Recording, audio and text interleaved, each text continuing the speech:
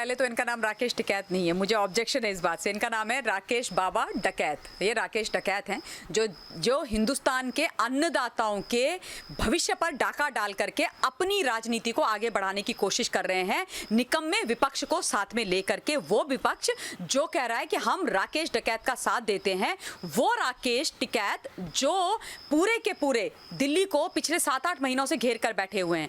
राकेश टिकैत ने बोला हुआ है कि मैं जाके लखनऊ में वही हाल करूंगा जो दिल्ली का किया, दिल्ली का जैसे घेराव किया, दिल्ली को जैसे बंधक बनाया, लखनऊ को भी बनाऊंगा। राकेश टिकैत ये भूल गए कि दिल्ली में एक ऐसा मुख्यमंत्री बैठा हुआ है जिसको जनता से कोई लेना देना नहीं है। दिल्ली को बंद कर दो, जनता को परेशानी हो, जनता त्राहिमाम करे, उस मुख्यमंत्री की बला से भाड़ में जाए। लेकिन अगर उत्तर प्रदेश और लखनऊ जाने की ये सोच रहे हैं तो इनको याद रखना चाहिए वहां पर आदरणीय योगी आदित्यनाथ जी मुख्यमंत्री हैं, जिनके लिए जनता सर्वोपरि है, जो जनता की सेवा के लिए अपना जी जान लगा करके रखे हुए हैं।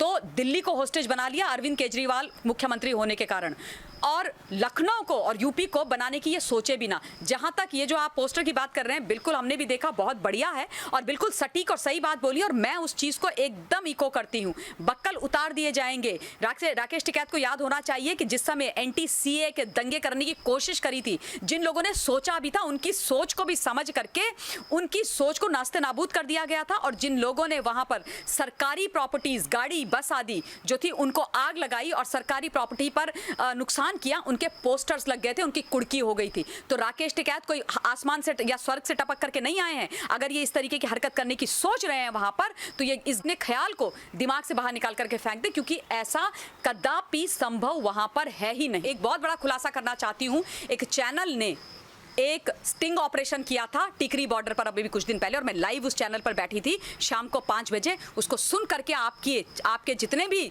लोग हैं, आपके व्यूअर्स हैं, उनके होश उड़ जाएंगे। वहां पर वैश्यावृत्ति की जाती है।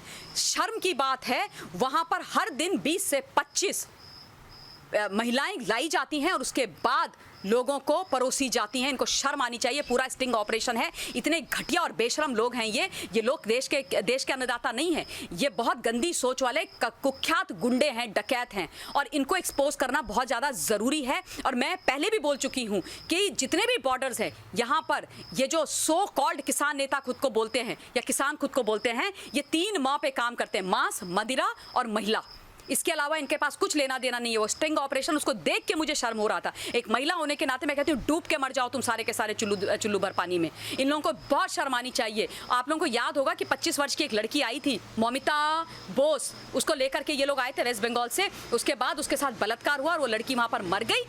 और मैं ये निवेदन करना चाहती हूँ सरकार से कि ये इनका तमाशा बंद करवाइए। देखिए, जहां तक आदरणीय योगी आदित्यनाथ जी का सवाल है पवन, मैं कहती हूँ कि भारतवर्ष का सौभाग्य है और उत्तर प्रदेश का सौभाग्य है कि ऐसे कर्मयोगी, ऐसे निष्ठावान, ऐसे कर्मठ, ऐसे निस्वार्थ भाव से जनता की सेवा करने वाले मुख्यमंत्री उत्तर प्रदेश को मिले हैं, और उनको सादर प्रणाम है। भगवान करे कि हर प्रदेश में एक ऐसे मुख्यमंत्री उभर कर आए, तभी इस देश का भला होगा। लेकिन जहां तक मोदी जी का योगी जी का राकेश टिकैत को सबक सिखाने का सवाल है, बिल्कुल सिखाया जाएगा। योगी जी की जनता को, योगी जी के लोगों को और योगी जी के प्रदेश को जो नुकसान पहुंचाने की कोशिश करेगा, योगी जी मुख्यमंत्री के तौर पर अपनी जिम्मेदारी को समझते हुए उस व्यक्ति की सोच को, गलत सोच को, जनता विरोधी सोच को, देश विरोधी सोच को वहीं पर रोकने में बहुत सक्षम है, और वो करेंगे। जहां तक कवच की आपने बात करी, किसको कवच दे रहे हैं पवन? लखनऊ में अभी एक मोहतरमा जो दिल्ली में लटियंस के अंदर सरकारी बंगले में रहती थी, जिनकी नाक अपनी दादी की तरह दादी से मिलती है, कांग्रेस पार्टी की एक नेत्री हैं, हिंदुस्तान समझ ही गए होंगे आप। बहुत सालों से आपके मेरे टैक्स पेयर्स के पैसों पर लटियंस में एक बंगला हथिया करके बैठी हुई थी। ना इस देश की एमएलए थी कहीं से, ना एमपी थी, लेकिन फोकट में घर लेकर के बैठी थी। अब उनका घर ले लिया गया है तो वो चली गई है लखनऊ, क्योंकि वो चाहती हैं कि लखनऊ में राजनीति का अपना अड्डा बनाए और 2022 में मुख्यमंत्री बने। और ये बात स्वयं से उन्होंने बोली है कि मुझे ये 2019 के चुनाव में उन्होंने बोली थी कि मुझे 19 के चुनाव से लेना देना नहीं है, मैं तो 2022 के चुनाव देख रही हूँ, मुझे योगी जी को हटाना और खुद मुख्यमंत्री बनना है। और वो कौन है? आदरणीय इंदिरा जी की पोती प्रियंका वाड्रा गांधी, जिनकी इंदिरा जी से बाकी हरकतें, काम, दिमाग, बुद्धि, विवेक कुछ नहीं मिलता है, सिर्फ नाक मिलती है, क्लेम टू फ्लेम वही है, तो वो कवच है।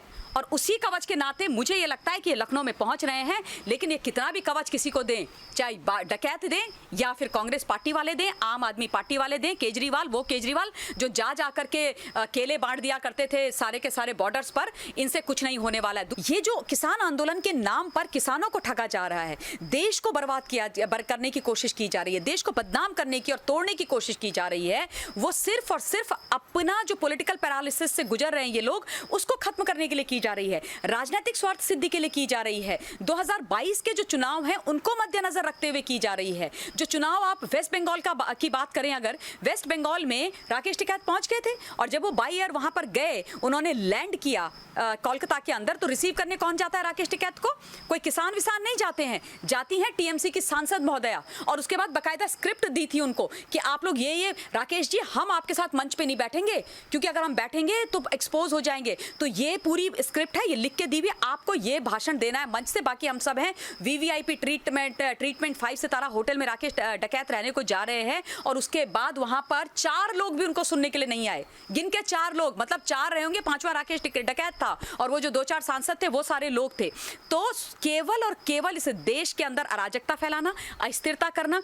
आज जो सरकार और आदरणीय मुख्य प्रधानमंत्री जी नरेंद्र दामोदर दास मोदी जी, जो देश के हर व्यक्ति का भला करने का पूरा प्रयास कर रहे हैं और सबका साथ सबका विकास और सबके विश्वास की जन धारणा को आगे लेकर के चल रहे हैं, पहली बार मोदी जी के तत्वाधान में भारतवर्ष के किसानों के लिए कुछ अच्छा हुआ है। जो ये 3 कानून पास हुए हैं, पारित हुए हैं, ये वो कानून हैं जिनकी बातें और घोषणा तो सबने करी, यूपीए की सरकार ने करी, शरद पवार जब कृषि मंत्री थे उन्होंने भी करी, लेकिन उसको किसी ने भी कानून नहीं बनाया, सिर्फ बातें करी और कुछ किसानों को ठगा, उनका दोहन किया। किसान आत्महत्या करते रहे, किसानों की बेटियां बर्बाद होती रही, किसानों के बच्चे पढ़े नहीं, किसान भूखे सोए पेट में कपड़ा बांध करके, लेकिन इन नेताओं के कानों में जूं नहीं रहेंगी।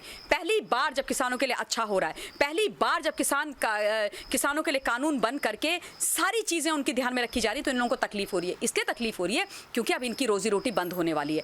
तो ये बोलना कि केवल ये अब उन प्रदेशों में जा रहे हैं किसान आंदोलन को लेकर के जहां चुनाव है, ऐसा नहीं है।